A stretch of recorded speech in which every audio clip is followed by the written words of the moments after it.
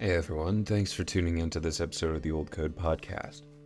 I want to apologize for my absence this past week. It has been absolutely crazy. This is also a second take on the episode. So this was supposed to be the topic that I was going to discuss on Monday, but I did not like the recording that I made. I didn't like the direction I went, and so I am giving this another go. I had run out of time that day, and I just have not been able to record anything the past week. School has been kicking my pants, so I just wanted to give you guys that update. I apologize for my absence, and who knows, maybe if you guys prefer, I can drop down to one episode per week. Especially since these episodes have been a little bit longer than I initially set out to make. I was trying to stick to the 20-minute mark on duration, but these things have been stretching into the 45-minute mark. So, yeah. Thank you again for tuning in. This is the 24th episode of the Old Code Podcast. Today's topic is rites of passages, and I hope you don't mind. I actually forgot to pull up my show notes, or my talking points that I wanted to talk about. So why am I talking about rites of passages, and what is a rite of passage? So I'll start off with the second question, which seems counterintuitive, but a rite of passage is an event in one's life wherein the individual goes from what is considered to be, say, an initiate to a full member of a particular thing. So for Christians, baptism is an avenue. It is the initiation into the church. It is the initiation into God's covenant people. For in certain denominations, the first communion, or communicants class, essentially, is that avenue by which they become full members. A rite of passage, however, most of the time in most cultures tends to be a time where particularly men, most of the time men, are given an opportunity to transition from boyhood into manhood. Now, I want to say that the period of what is considered adolescence in today's day and age seems to be a more modern creation. It seems to be a very recent invention of sorts, where we had, you are a boy, now you're a young adult, now you are a full-blown man. And the fact of the matter is again, this period of time, which we understand as adolescence, what we know as the teenage years, is very, very recently considered to be such. If you look at World War II, the World War I, you would see oftentimes young men, ages of 15, 16, lying about their ages in order to get into the military. My own grandfather lied about his age, claiming to be 16 when he was 14, in order to work for a company that would not hire him. And so he did not necessarily view his adolescence as he was a boy, but rather he saw that he was a man and he had the opportunity to provide for his family by working a job. Now, he was not married at the time. This was his family back home. However, this was still him acting on manhood. This was a manly movement. So all that to say, the idea of adolescence, very recent, very, like, if you look at the 1800s, you have people, 16, 17, 1800s, you have men enrolling in university at the age of 15. John Owen started working on his bachelor's degree. I'm trying to remember where exactly it was, but he started working on his bachelor's degree in university at the age of 15. So learning multiple languages at the same time. You do not have a period of adolescence. If anything, you have boyhood transitioning to manhood. You have manhood and you have all of the responsibilities and all of the requirements that come alongside of it. The closest approximation that we could see in pre-modern society would be the time of apprenticeships, where a young man or a young woman would be taken along by an older teacher, where they would be learning a trade. They would learn, oftentimes they would learn whatever the trade was that they had chosen, or whatever their parents could afford to get them into. So even Ivan Aivazovsky, my favorite painter, he did his apprenticeship with another painter, and this was how his family, who was semi-middle class, he ascended to become a painter for the Royal Navy. This was a means of upward mobility. I digress. So the closest we could understand in pre-modern society, and Aivazovsky was relatively modern, 1800s, but the closest approximation we could have to this would be apprenticeship, where they weren't quite fully integrated on their own terms, but they also were separated from their family. So these apprenticeships were very beneficial. However, one of the things that we lack in today's day and age is either a rite of passage or any form of real apprenticeships, because you are effectively viewed as acting on your own accord, at least in the time of adolescence, but you are not given any sort of respect. And you are also the different aspect between adolescence and apprenticeships in today's, not apprenticeships, a rite of passage is there is no time in which you must prove that you can act on your own accord and that you are responsible, strong, and dignified.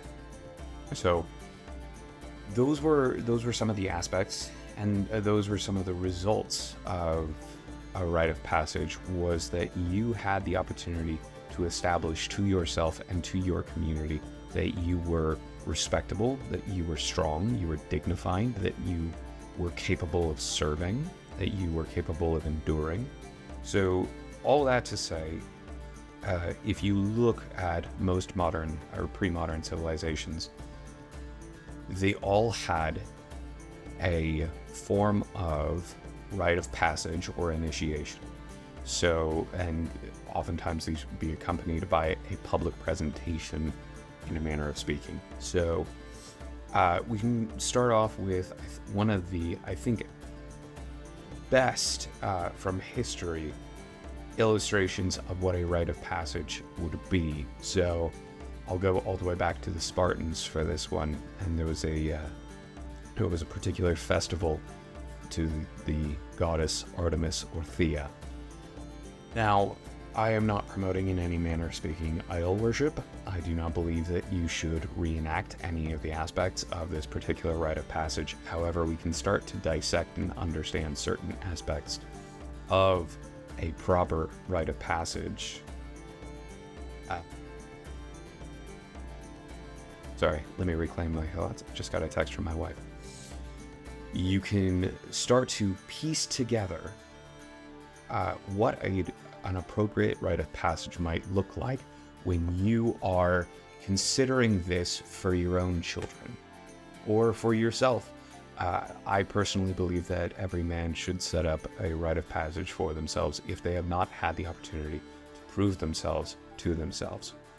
So this festival of Artemis or Thea, in Spartan culture, you had boys sticking close to home early on, from the ages of, I believe, 0 to about 11 or so. I could be wrong on that. I believe it's 0 to 11.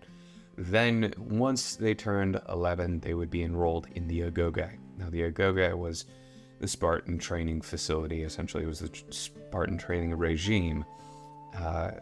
And the purpose of the agoge was to prepare them for their life as a Spartan. So again, pre-modern understanding of adolescence. So immediately, slightly modern, you have the understanding of apprenticeship. For the Spartans, the adolescent period was the agoge. And the purpose of the agoge was, again, to train them to be able to become Spartans at a later time. Part of this, so they would be trained, they oftentimes would only be given one garment per year. They would sleep on reeds that they had to pick and weave themselves. They were encouraged to steal food, but they would get a strong beating if they were caught. So not great as far as I'm concerned as to how they're treating their kids. But if you wanted to raise warriors who did not care about pain and they were dedicated to their nation state, then this actually looks like a pretty darn good way to do it, because they are encouraging resiliency, they are encouraging self-sufficiency, and they are encouraging ingenuity. So I think that there's much better ways to instill these virtues, but nevertheless, so I digress. All of this culminates, and one of the culminations, I should say, is the festival of Artemis Orthia, where the young Spartans, not quite Spartans yet, but the young men would have to place their hands at the feet of the statue of Artemis.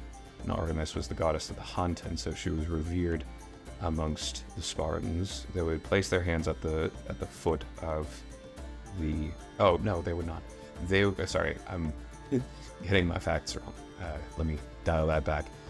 There would be cheese, of all things, placed at the feet of the goddess Artemis, and the young men would have to try to go and steal the cheese from the feet of the goddess. Now, this does sound like a lead up to a joke, but I promise it's dead serious. So, over the course of them trying to steal this cheese, they would be beaten back with whips. They'd be beaten back by their elders, clubs, all of the above, sometimes even to the point of death. Now, this is not a good way to treat your children right out at the bat. But what you end up creating was fierce competition amongst the young men, and there was even an encouragement to face the pain and face the fear with gladness. So you have an understanding, and if I'm remembering correctly, then the boy or boys who would be the last to stay upright and be the last to keep on trying, they would effectively be revered, and they would be the ones who would be streamlined into what was referred to as the Crypteia. The Crypteia were the Spartan secret police, and this comes into another part of the rite of passage, which is separation. So resilience, separation, and then reintegration are usually three huge parts of a good rite of passage. So the Crypteia, they would effectively separate from society, and they would patrol the helots, they would keep the younger agoge in check, and then once they had done their secret mission, essentially as the Crypteia, they would then reintegrate into society and be considered full-fledged members. Now, of course, you had a distinction between the younger Spartans and the older Spartans, the more mature, the less mature, all of the above. However, that's not the point that I'm getting at. The point that I'm getting at is you had a fierce time of endurance followed by a period of separation, which then led to reintegration. And this seems to be a consistent theme and pattern amongst different cultures.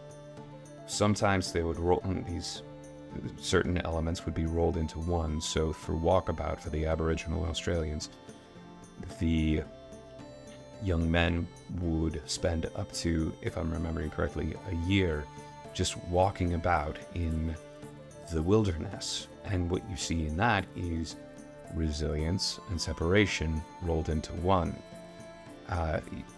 Furthermore, I think I'm going to use an example from mythology as purpose of these rites of passages. So the 12 labors of Hercules I find to be a interesting correlation to a rite of passage type ceremony. So if you look at Hercules' life, he fell under a period of a temporary insanity caused by the goddess Hera.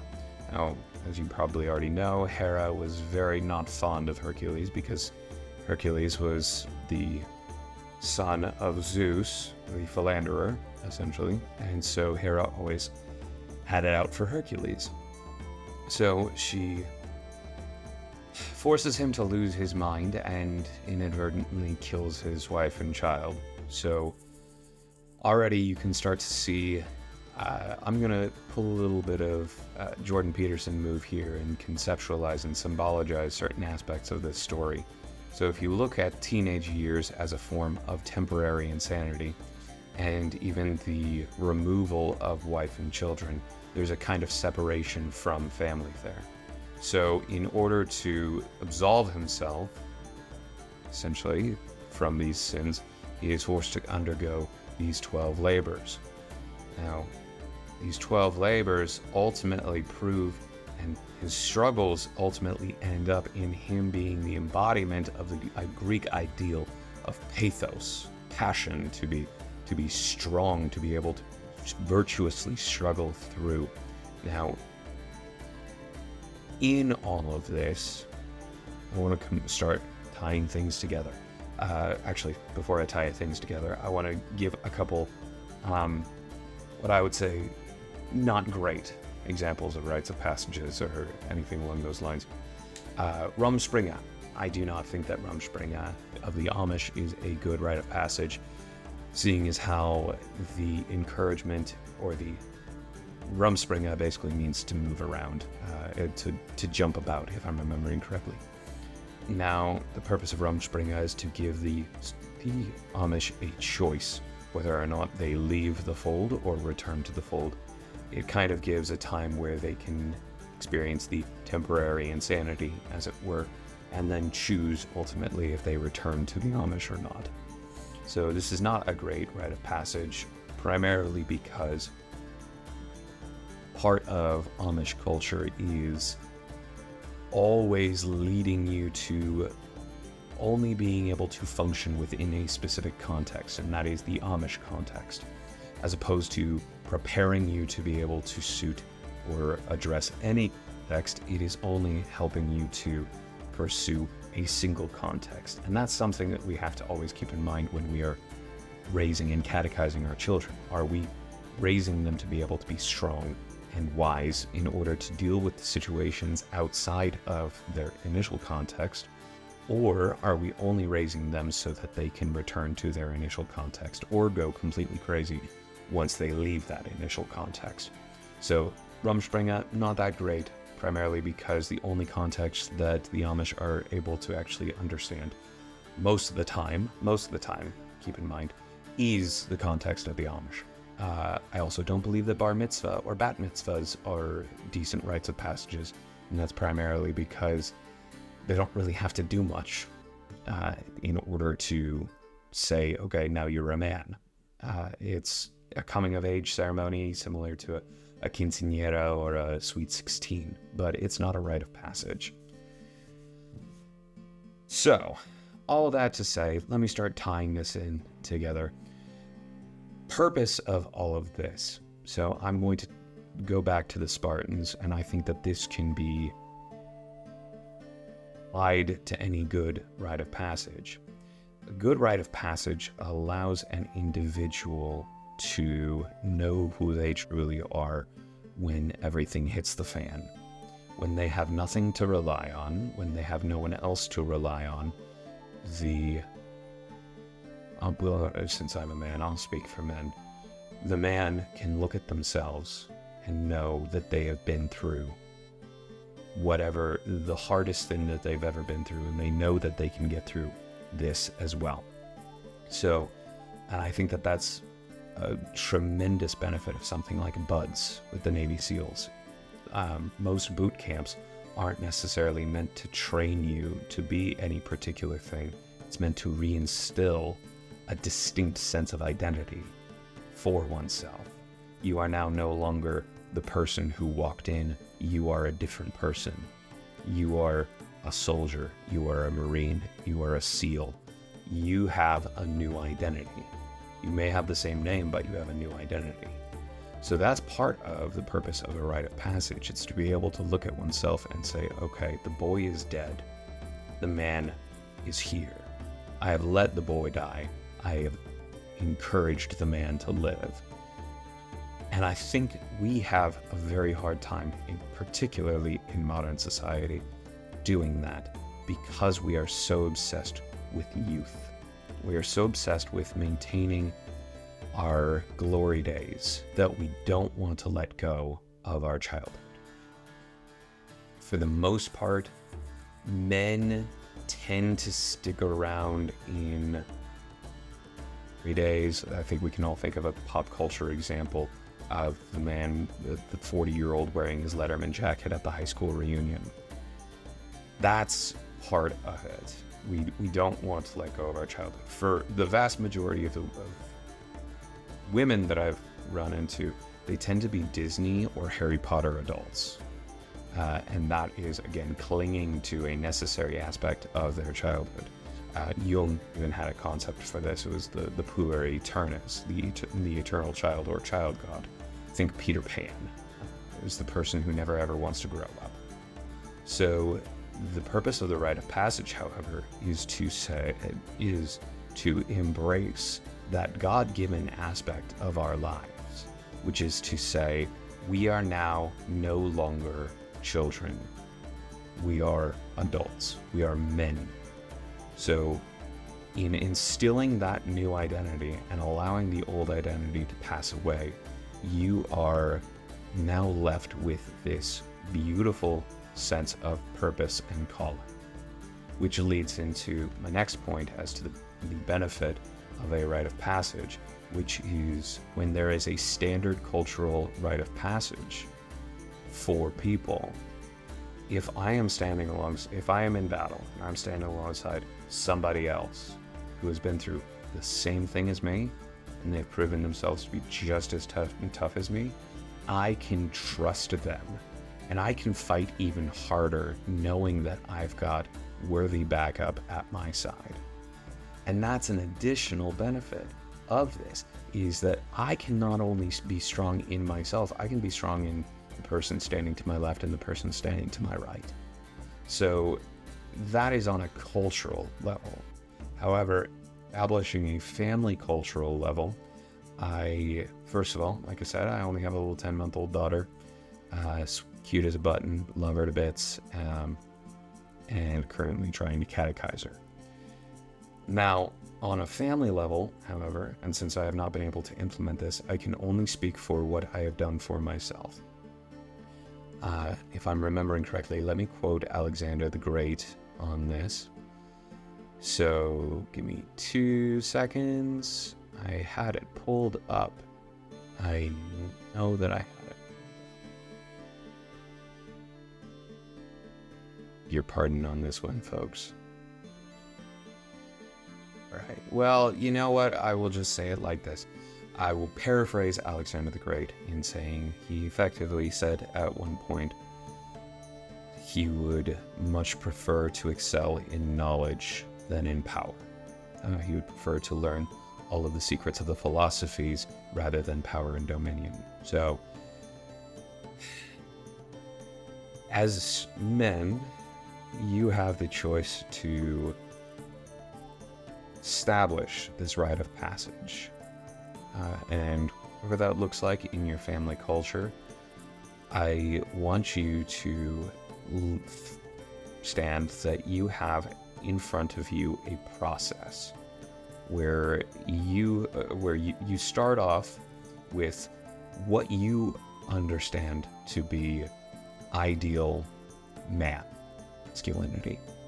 and you go, okay, I have this ideal of what a man should look like, and I want to see my sons conform to that. In their actualization of that image, you want to let your children be themselves, but you also want to grow them into and help them grow into that ideal.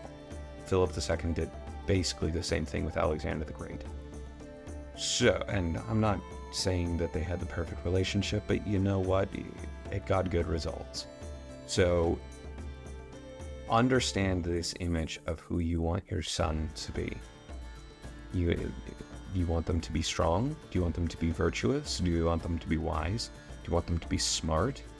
Do you want them to be able to hunt? Do you want them to be able to build a house? Do you want them to do whatever these things are? Understand the virtue that you prize and prioritize. From there, you are able to reverse engineer this rite of passage to be able to fulfill that. Let's say you want your son to be a wise man who is also physically strong.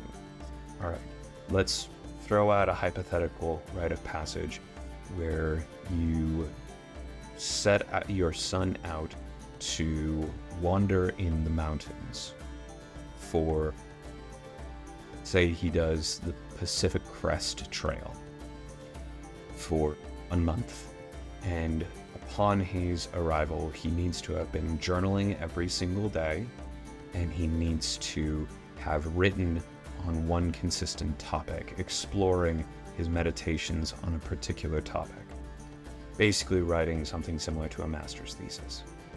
So you have your rite of passage established. With that now established, you can reverse engineer a pedagogy in order to get them to that rite of passage. And let's say that you start taking daily walks with them when they're 2 years old. You start taking daily walks with them, and you start reading poetry with them, or reading a book with them. When they're 5 years old, you start taking them on light hikes over the course, and you start having them memorize certain things, certain passages from books or something along those lines.